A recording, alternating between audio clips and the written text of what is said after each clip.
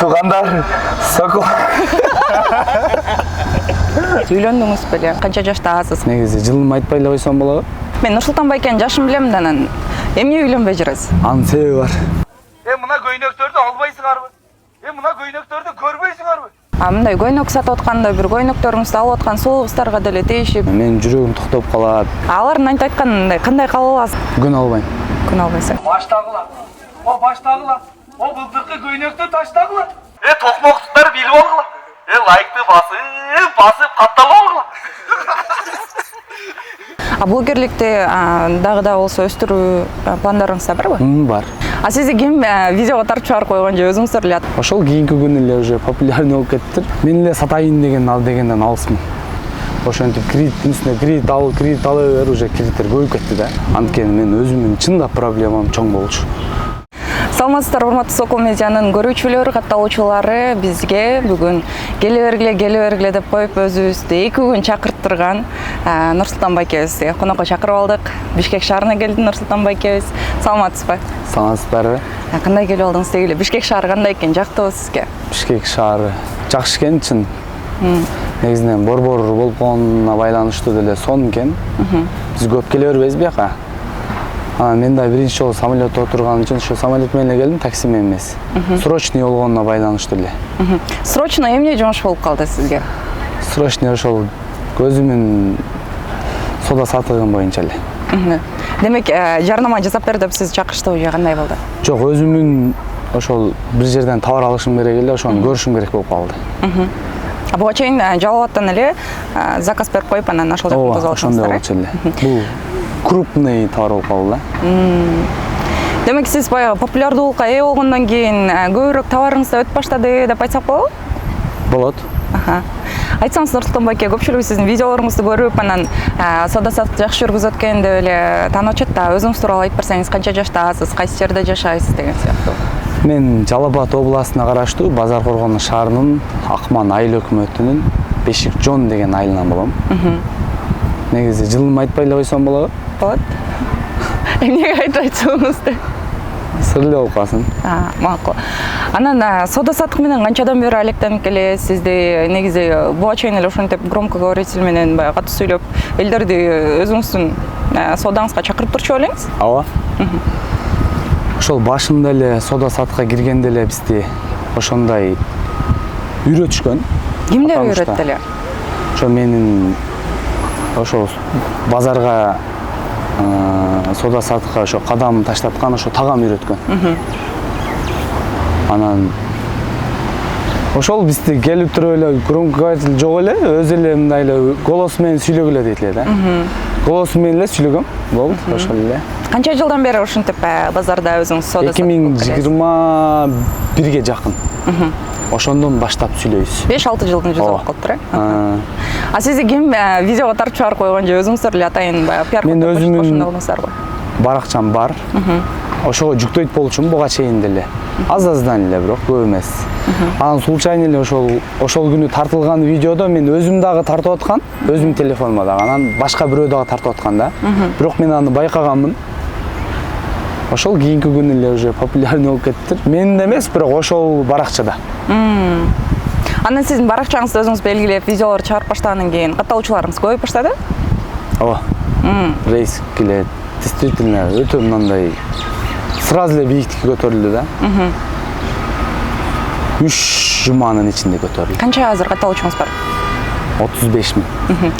Нурсултан байке, биз ошентип Сокол медиа келип калдык деген сыяктуу кылып, өзүңүздүн громкоговорителиңиз менен азыр биздин катталуучуларыбызга тамаша иретинде айтып койбойсузбу? Тугандар, Сокол. Бул жер жаман чоң турат.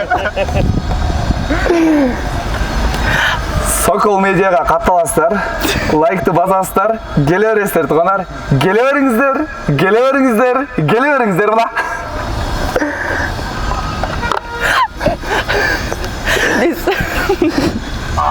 Интервьюну сырттан алалы деп чечкенбиз, Нурсултан байке громкоговоритель аябай катуураак сүйлөгөндөн бир аз уялып кетти. Эми ата энеңиз тууралуу дагы айтып берсеңиз, алар канча жашта, канча бир туугансыз деги эле өзүңүздүн үй бүлөлүк жагдайыңыз, үйлөндүңүз беле, балдарыңыз барбы деген сыяктуу. Негизи 8 бир тууганмын. 8-симин. Жок, үйлөнүп элекмин. Ошол мен акелерим, эжелерим өзүнүн жашоосу менен жайгашып, үйлүү жайлоо, бала чака болушкан. Биз калганбыз мен. Үйдө өзүм эле азыр. Өзүңүз алып жашайсызбы? Жок, апам бар. Түшүнүктүү. Мен Нурсултан байкенин жашын билем да, анан эмне үйлөнбөй жүрөсүз? Анын себеби бар. Айтыңыз жашаганын себеби. Эми бул бизнес тармагына бизнеске өткөндөн кийин баягы көп нерсени жакшы максат кылып, жакшы биз деле ниет кылабыз да. Бирок болбой калат да. Бардык нерсени эле болот деп кыла берсек, баарыбыз болуп, сонун жашоолордо жашап калат элек. Анан болбой калды. Назатка кеттик. Иштеш керек болду, иштесек ишибиз жүрүшпөй калды, кыйналдык. Ошол бир жыл бүтөт, анан эле дальше экинчи жыл башталат. Сезон менен да товарларчы. Анан кийин аны зорго жаап бүтсөң, бул жагы уже сезон башталып кетет. Анан акча керек болот, дагы акча алыш керек болот. Ошентип кредиттин үстүнө кредит ала бер, уже кредиттер көбөйүп кетти да. Анан ушул жашка чейин келип калдык. Буга чейин мындай жүрөгүңүздө калып калган бир айым болгон эмеспи? Жок. Сүйлөшкөнгө деле убактыңыз болгон эмеспи? Чындап болбойт. Ооба. Мындай көйнөк сатып атканда бир көйнөктөрүңүздү алып аткан сулуу кыздарга деле тийишип, же таанышуу иретинде бир учурларда болгон эмеспи? Вообще болгон эмес. Негизи вообще андай нерсени мен даже ойлогон да эмесмин, бирок ага убактым дагы жок эле. Анткени мен өзүмдүн чындап проблемам чоң болчу. Мен ажырата албайт элем. Билбейм, балким Кудайым ошол нерсени каалап аткандыр. Эгер каалабаса, балким ошол кызды учуратып коймок. Значит, каалабаптыр да. Анан айтат го мындай, Кудай күтпөгөн жерден дөөлөттү берет депчи. Сиз азыр блогерлик менен алектенип баштадыңызбы? Ошол кредиттерим бар болчу деп калдыңыз. Ошол рекламадан тапкан акчаларыңыз менен ошолорду жапканга мүмкүнчүлүк барбы азыр? Негизи мүмкүнчүлүк бар экен. Бирок мен ал жака азырынча менин стажым дагы аз, опыт дагы жок. Мен өзүмдүн жеке бизнесим бар. Кудайга шүгүр. Ошол мени багып атат, ошол менин минустарымды жаап атат. Мен ошого жараша аракет кылып атам. Өзүнүн убагы келет рекламанын да. Ага чейин ошо иштейбиз до конца. Өзүнүн тармак менен. Түшүнүктүү. Блогерликти дагы да болсо өстүрүү пландарыңызда барбы? Бар. Негизи ар бир тармакты эле өсүш үчүн аракет кылабыз да. Ар бир тармакка киришсек, бир бизнес баштасак дагы өсүш үчүн бийиктикке аракет кылабыз да.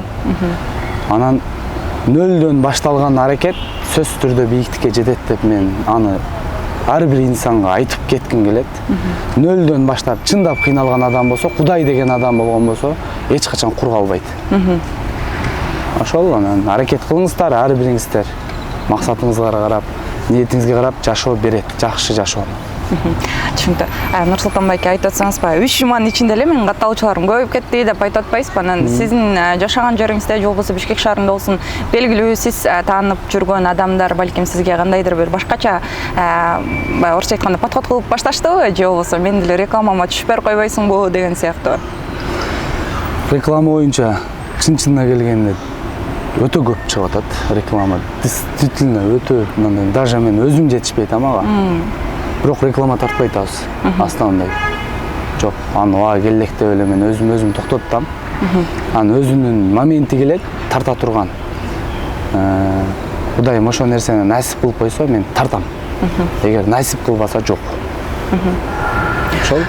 Ал эми мен байкашымча сиз базарда эле баягы өзүңүздүн ордуңуз барбы, же мындай айрым сатуучуларга окшоп эле товарыңызды жайып, ошол жерде сатып кайра кийинки күнү башка орундукка барып сатып ушундайбы? Жок, мисалы ошол бул эми частный да.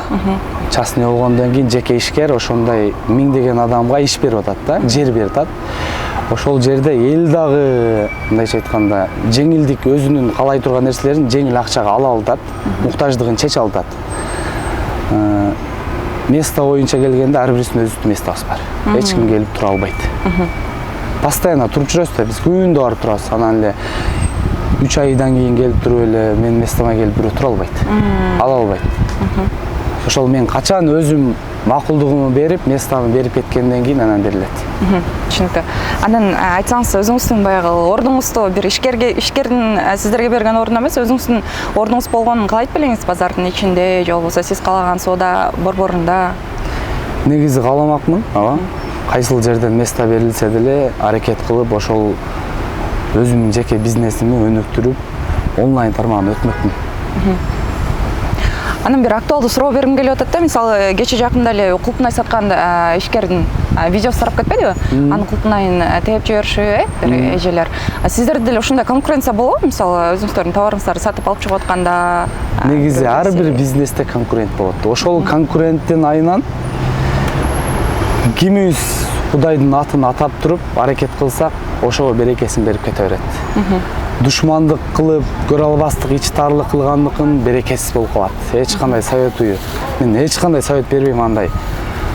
Мен эле сатайын дегенден алысмын. Эл көп, муктаждык баарына жетет, чечилет баардык нерсечи өзүнүн орду менен. Анан мен эле алып келейин, мен эле алышым керек, мен эле сатышым керек дегенден алыс болушун каалайт элем любой адамды. Барыбызга жетет, ошол ырыскысын кимге мага берсе, мага гана таандык да. Ага берсе, аныкын мен анын ырыскысын эч качан ала албайм. Түшүнүктүү. Айтсаңыз, соода саттыкта жүргөн адам катары сизде дагы ушундай бир башыңызда кыйынчылыктар болду беле соода тармагында? Нону бизди мурун сүйлөтпөйт эле. Мен башым ооруп кетти, мен жүрөгүм токтоп калат. Анан менин клиенттерим көбөйүп кетет да. Сүйлөбө клиенттериң турат го дейт да, деп айтчы. Запрет этчү көп жерде. Кыйкырып турбачу.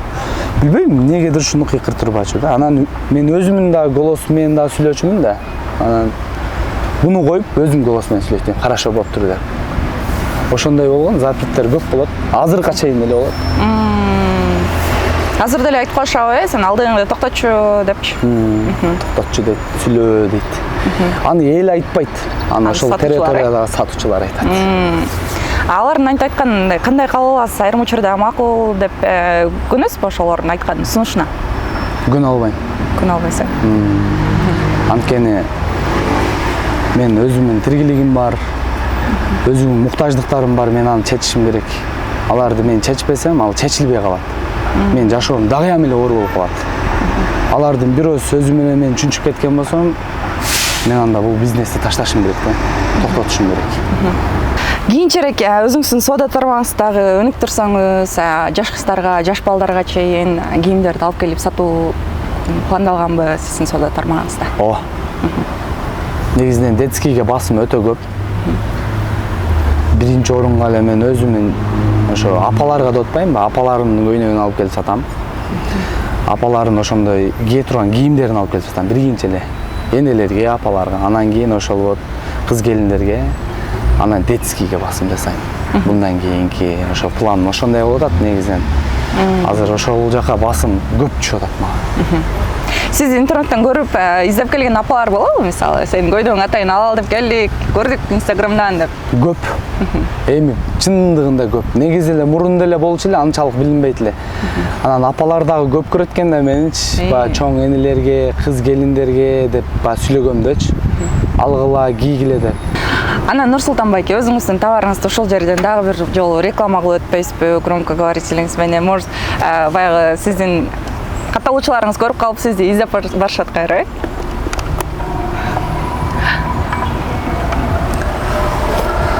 Кыргыздын айындары каякта жүрөсүңөр? Мен силерге көйнөк алып келип койдум го. Ой, келе бергиле. Келип алгыла. Көрүп алгыла. Алганыңар алып кийип алгыла.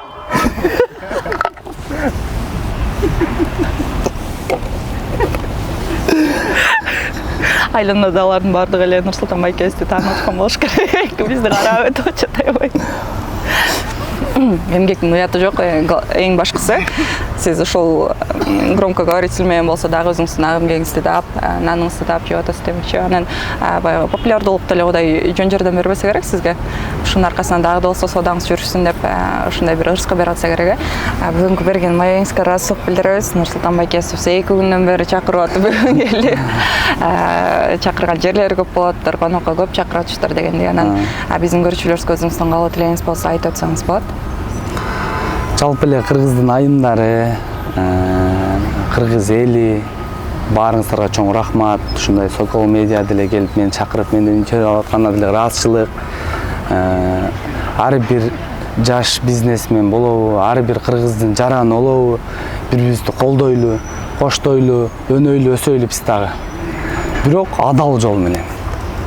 Арамдан алыс болушуңуздарды каалайм. Эч качан арам жолдо жүрбөңүздөр.